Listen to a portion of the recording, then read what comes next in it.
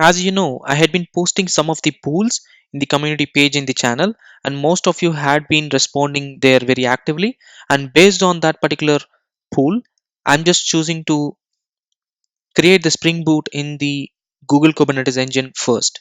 And then I'll be concentrating on the decentralized web, and then I'll create more videos on Google Compute Engine and about Google Cloud Platform.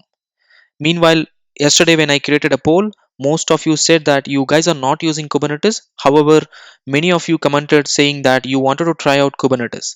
So, in this particular video, we are going to go full hands on and create a Spring Boot application and deploy it into a Kubernetes instance inside Google Cloud Platform. And we are going to see how you can do that using a free tier. Let's get started.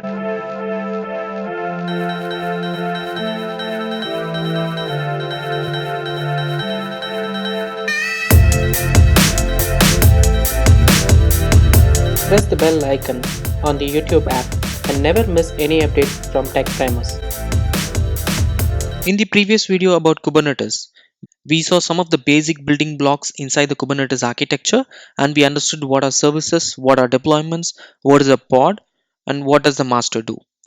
So first we will be creating a cluster. I'm going to use the Google Platform's Kubernetes Engine. So Google Cloud Platform provides something called as Kubernetes Engine. So if you're not familiar about the Google Cloud Platform, you can take a look at my video on what is Google Cloud Platform and what does it provide. Similar to how we have AWS and other cloud providers like Cloud Foundry, Google Cloud Platform also provides different set of cloud services. And Kubernetes is one of the major chunk because most of the people who are working in the container world are moving towards Kubernetes. And Google provides something called as Google Kubernetes Engine. And if you know, Kubernetes was created by Google, but it is now open sourced, and Google provides superior support for Kubernetes inside the Google Cloud Platform. So if I go to GKE, and by the way, this is a free account, free tier account. By default, if you're creating an account with Google Cloud Platform, they will be giving $300 of credit. Right now, it shows me in INR, so I have like 346 days remaining, and this is the amount of credit which I have.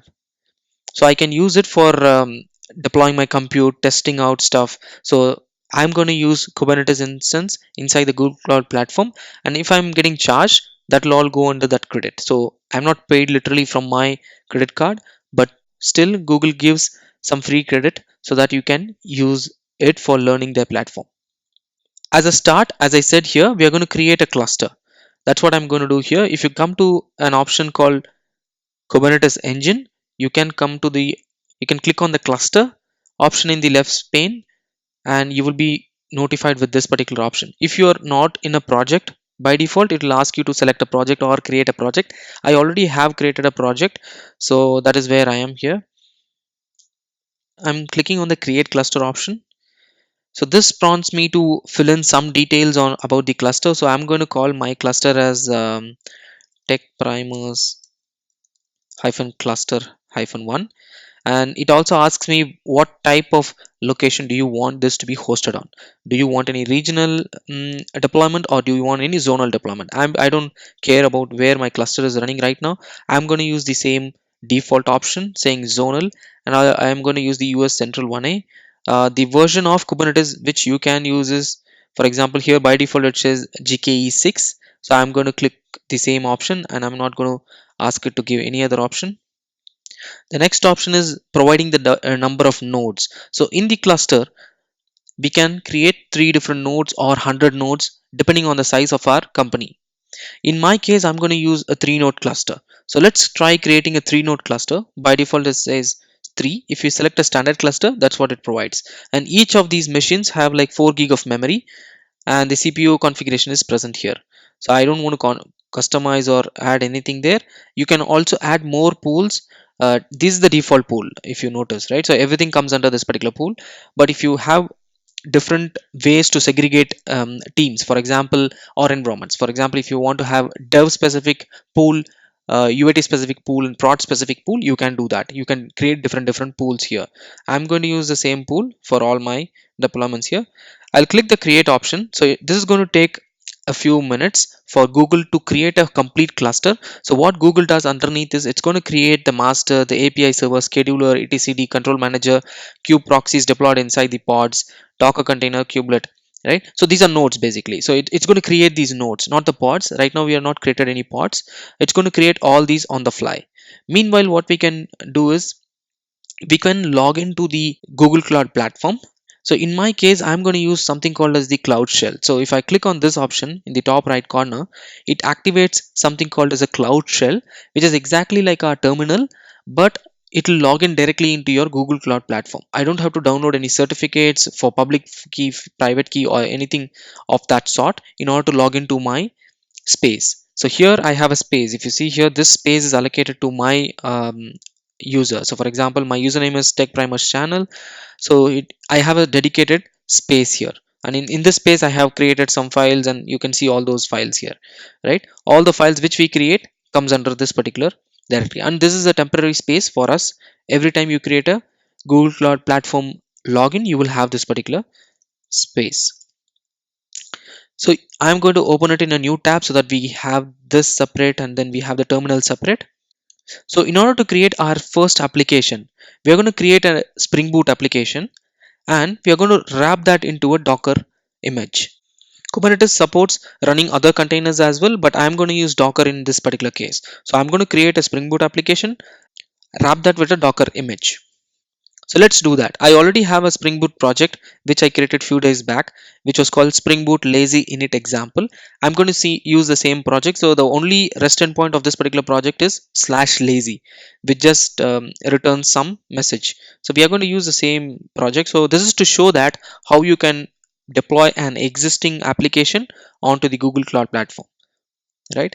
So if you notice here, if I come back to the first tab, my cluster is already created. The cluster name is Tech Primers Cluster 1. The region details are mentioned, and it also has the information about the nodes internally. So it also displays the node information in this particular section.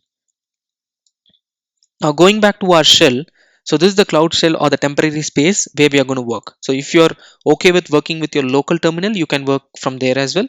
But I don't want to install the G Cloud, the Docker, and the other Kubernetes CLI, anything into my machine right now. That's why I'm using the cloud shell inside the Google Cloud platform, right? It's totally okay if you're doing it from your local machine.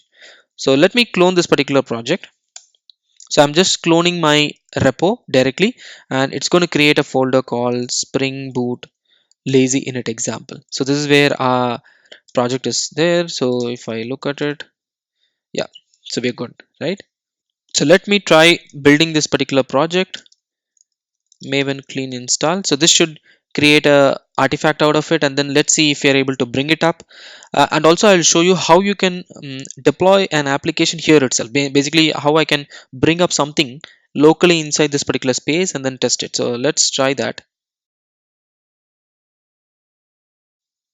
So our application got built successfully. Let me go into the target directory. Let me see if we are able to see the jar. Yes, I'll do the Java jar and then Spring Boot, right? So this should bring up the Spring Boot server, and let's try connecting to this particular server and then see. So what's happening is this particular terminal is running inside something called as a Google Compute Engine. So Google created a compute engine on the fly when I clicked on the activate cloud shell. So it created a whole machine. So in case of AWS, we have something called an EC2 instance. So it is something similar to that. So Google provided a space for us, and we are just testing something there, right? How do I access this particular URL? So there is this option here to say web preview. So if I click on it, I'll just say preview on whatever port, right? So this will connect to my instance. It will create a DNS for me, and then it will try to access my application. See that this is an error coming from the Spring Boot server. So the URL which we had was lazy. So let me hit lazy. Yep. See that we have hello YouTube. Let me check the content of that particular lazy controller, right? So whether it is hello YouTube or something else. Yes. So we have a lazy service. Let me go to the service and then see what is the message. Yep. So we have a hello YouTube. That's the message which we would be seeing, and we are able to see it. And this is deployed right now in the cloud shell where we just started our application. And if I let's say stop it, see that this log got also loaded. So let me stop this particular application now.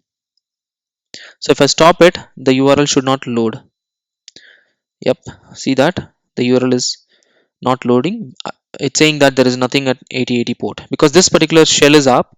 However, the 8080 port is not exposed because there is nothing running in this particular compute engine. So compute engine is basically a machine, a lightweight machine, which is assigned to us on the fly. You can use compute engine to deploy our application then host it like how we do it in Amazon with EC2 instances. Google provides the same. Now coming back to our Kubernetes example, now how do we deploy this into the Kubernetes cluster? So as we said, we created the Spring Boot application. Now we need to convert the Spring Boot application into a Docker image. In order to do that, let's create a Docker image. Using the Maven wrapper, we can provide Google Cloud's plugin called Jib Maven plugin, which will try to create this image. And this Jib plugin will also upload the image which got created into a repository. So basically, once we create this particular image, we need to upload into something called as container registry. This could be externally hosted or internally hosted inside your company. But in our case, we are going to use something called as Google's container registry. So if I come back to the Google console, so this is the Google Cloud Platforms console. There is an option here called the container registry. So let me go there, this one, let me open it. So this container registry holds all the images which I have created or built. So previously I had been creating different containers and hosting it inside this particular registry. I'm going to now build an application called Spring Boot, right? So let's provide this name called spring-boot-example and the version as version 1. And this is how we have to provide. gcr.io is the URL of the Google Container Registry, and I'm going to provide the ID specific to me. So Google Cloud Project is the variable which has the ID of the project which I have logged in into this particular Cloud Shell. So it notes that I need to be, so it knows that it needs to be pushed only for my particular project. So that's what is happening here. So it shows up in my first project based on this particular project ID which is retrieved in this particular console. If you're not using it from the Google console, then you can hard code the direct project ID here. So I'm going to use the Maven wrapper to build the Maven. Along with that, I'm providing a plugin called Jib Maven plugin, which is going to build a Docker image, and it is going to upload into this particular repository. So let's see it. So we are not in the right directory. So let me go back and then we'll run it.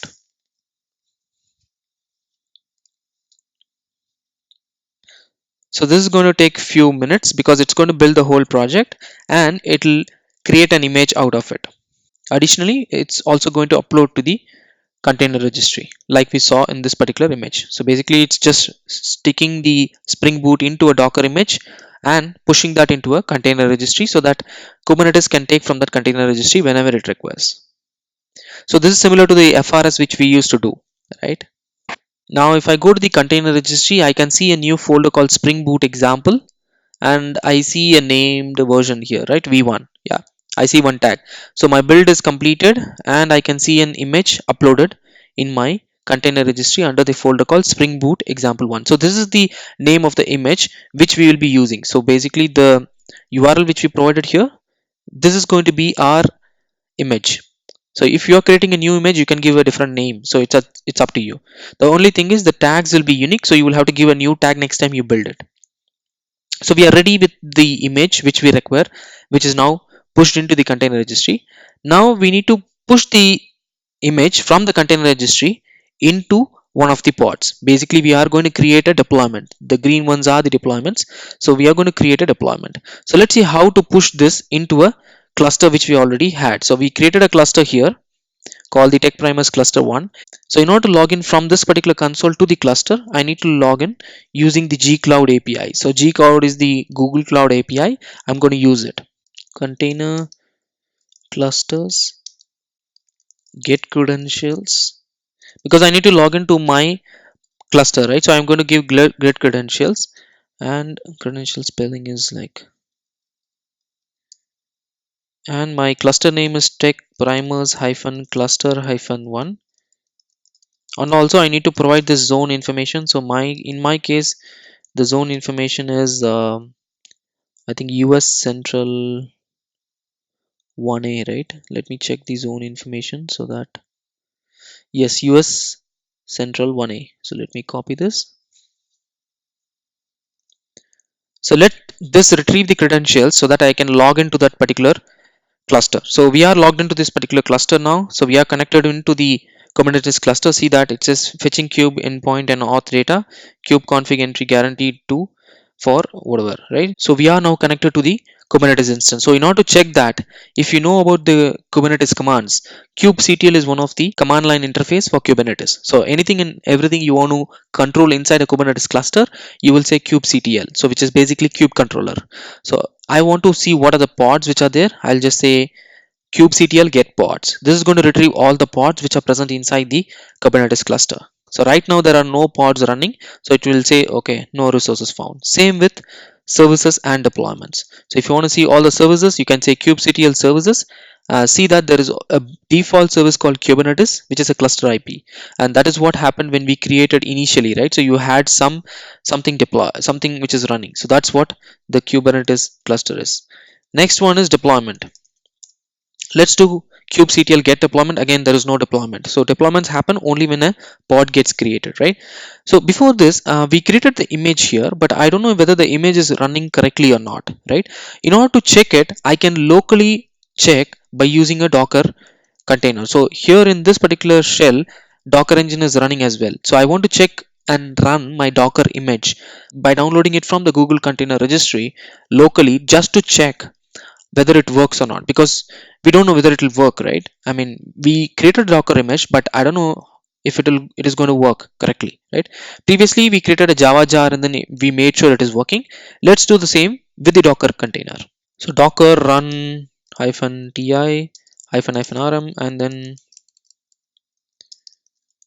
-p. I want to have the ports as 8080 mapped to 8080 because 8080 is the default port, and I'll provide the image, right, which I wanted to run.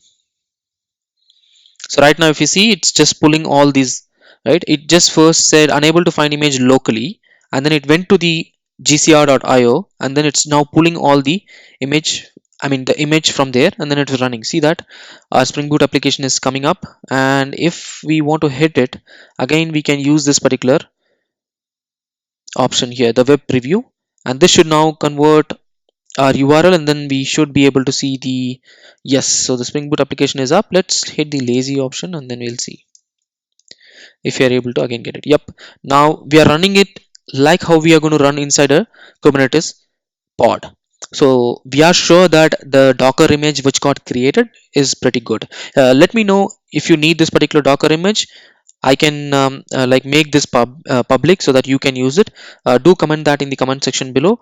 If you don't want to create a Docker container and then deploy, you can use my Docker image and then you can deploy it, right? So let me stop the server. So we are good here. So we have everything ready. Now we are logged into the kubectl as well, right? Now how do I deploy my Docker image into the Kubernetes cluster? So again, we have to do it with the commands. We can use the same kubectl similar to how we did in Docker. We are going to use the similar kind of commands. So kubectl run, and you can provide the name of the application. So in my case, I'm going to call it a Spring Boot example, and we need to provide the image, right? So image wherever the image is present. Sorry, I copied the wrong one, right? Let me copy. Oh, okay. So let me copy paste the right image, right? Let me remove this.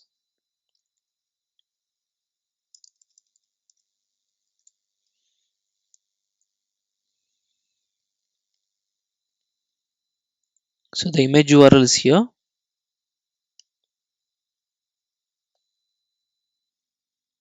I'll just paste it. Also, I need to provide the port number.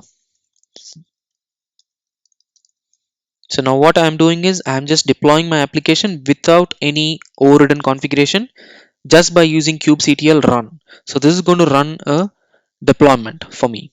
So basically, if I compare this with what's happening here, this is what is happening. From the container registry, we are deploying a Spring Boot application into the Kubernetes cluster. So that's what we are doing. Kubectl run. We are just giving a name of the application as Spring Boot example. We are providing the image from where it can be downloaded and the port number which you want to expose. Google says deployment.apps.springboot created. So we have the application So we have the deployment running. In order to check that, we can say kubectl get deployments. So this will show the deployments which are running, and see that our Spring Boot example is running now. In order to see the other ones, so let's see the pods, right? Kubectl get pods will show you the pod. Yeah, so we have one pod which is like what, 44 seconds. That's what we deployed now, right? So that's what it is. Now kubectl get services will not show you any new services because we did not deploy anything. It will show you the existing Kubernetes one. So there is no way for us now to log into this particular pod or the deployment, right? So that is why we have to expose something called as a load balancer in order to connect to that particular instance. So that is where the concept of this service comes into picture. So the orange ones are all called services, the green ones are all called deployments. So using the service, we will now create a DNS and route the traffic onto that particular deployed instance. So let's create a service. Since I'm going to use a default configuration, I'm going to use the kubectl to create it. Most of the time people create configuration YAMLs and they create it from there. Same way, when they are running a particular application, they convert it into a YAML, which is a good practice. I'll show that in the next video. However, in this video we'll just create using the commands directly. So here, in order to expose a load balancer, we'll use kubectl expose. And what do we need to expose? We are going to expose the deployment, right? We will say expose my deployment, which is called Spring Boot example of type load balancer. So this is the command kubectl expose deployment Spring Boot example and type is load balancer. Let me hit the enter option, and Kubernetes says service slash deployment exposed, which basically means now get service should return something extra. So let's do kubectl get services and see that there is a new option here which says name is Spring Boot example, type is load balancer, and there is a cluster IP assigned and there is an external IP.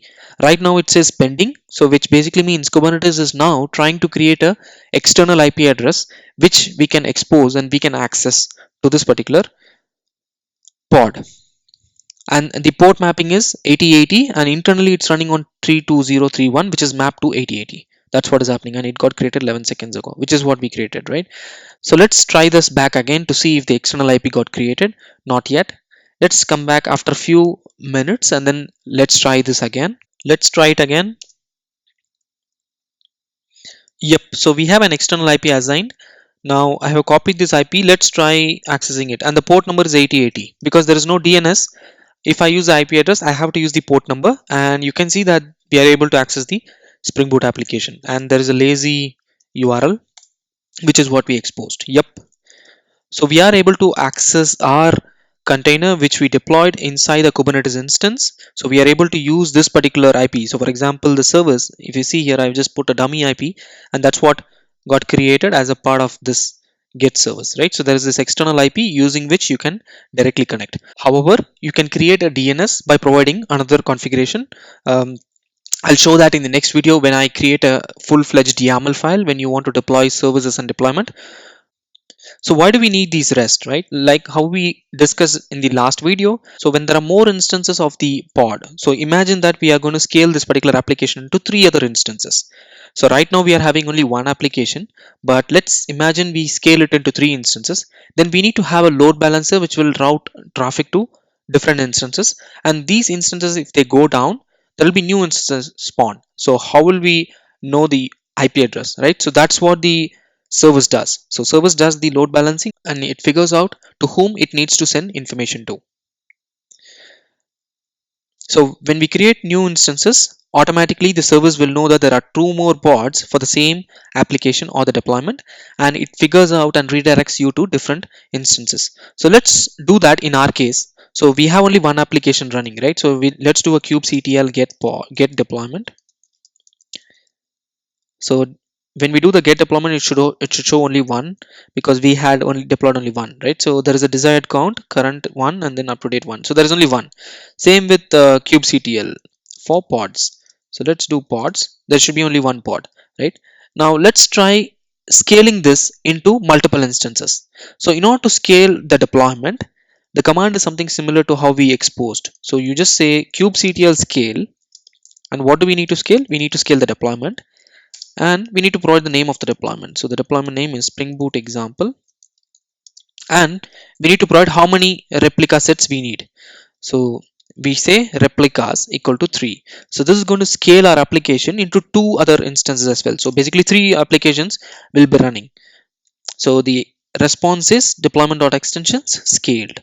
So automatically our application should have got scaled. Let's do the pods. Let's do get pods and see. Yep, there are 3 which are running, and 2 of them have 9 seconds as their age. The old one has 7 minutes. Now let's do the deployment. kubectl get deployment.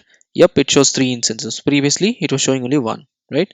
And let's try hitting this again and then checking if it all works. So see, it's not going down. So basically it's all like getting routed to different applications. So the service is taking care of scaling these, and if there is a replica set reduction, it automatically notifies the service as well. So this is how you can use Kubernetes to deploy a Spring Boot application inside Google Cloud Platform, which is called Google Kubernetes Engine. I'll just summarize what we did. So when we created a Spring Boot application, we wrapped that particular Spring Boot application into a Docker image, and we uploaded the Docker image into a container registry. In this video, we saw how to create a container, how to create an image using the Spring Boot application and uploading it into Google Container Registry.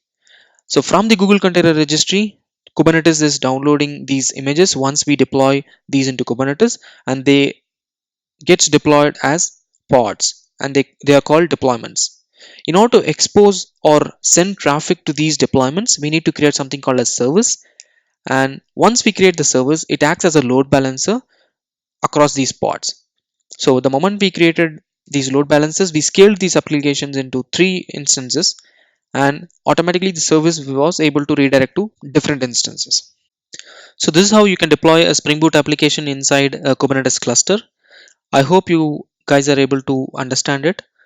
Do try this out in the Google Cloud Platform. If you don't have an account in the Google Cloud Platform, go ahead and create it. It's a free account. Whatever I'm just showing is all free. Use it for your benefit and then learn the Kubernetes platform.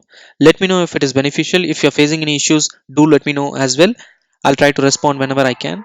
As always, if you like the video, go ahead and like it. If you haven't subscribed to the channel, go ahead and subscribe to it. Meet you again in the next video. Thank you very much.